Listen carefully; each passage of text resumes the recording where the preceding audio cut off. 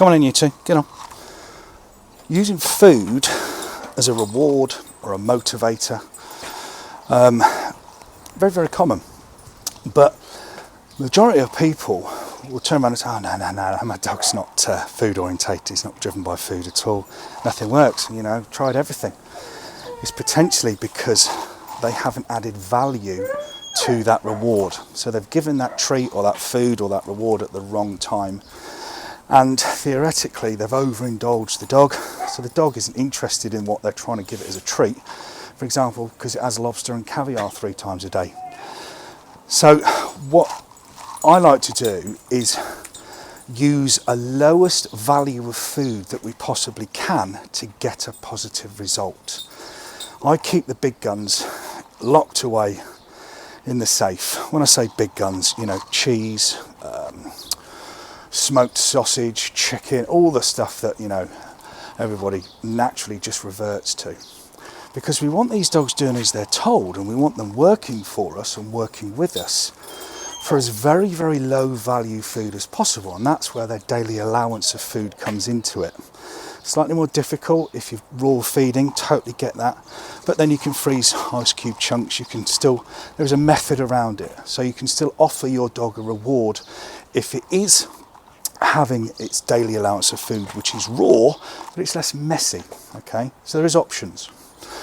So what we want is we want these dogs, these 2 dogs, or any dog to be quite honest, to work for as low a value food reward as possible. But the key thing is then we have to phase it out, because we want the dogs working for us, not for the high value or low value food reward that we've got on offer to them. So then we have to phase it out, and then it's sporadic. So for example, take the recall. Every single time your dog comes back to you, feed it, feed it, feed it. Once that lesson, good to go. Once that lesson is hoisted in, then we're going to sporadically feed that food out. So we'll only give it 1 in 2 or 1 in 3 or whatever. So then we change the psyche that's going on there of the only way I'm going to find out if I'm going to get a reward is if, guess what, I come back.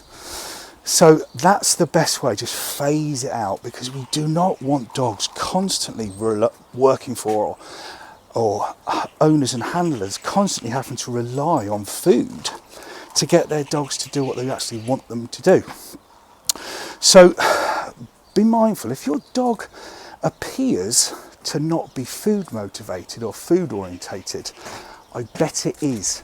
I bet it will be, and I bet it will be if you change the thought processes around it. Because what we're potentially doing is overdoing the food and spoiling the food, so that when we do want to give the dog a reward for doing a great job, and we want to treat it for doing a great job, it has no value, so it's not interested in it. There you go. So sit. Are you going to sit? I'm not going to ask you again.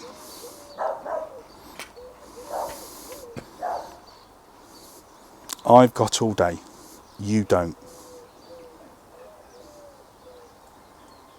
Thank you. Psychological battle 1. There you go. Nice reward. There you go. Nice reward. Good. There you go. Come on in, you two. Come on in.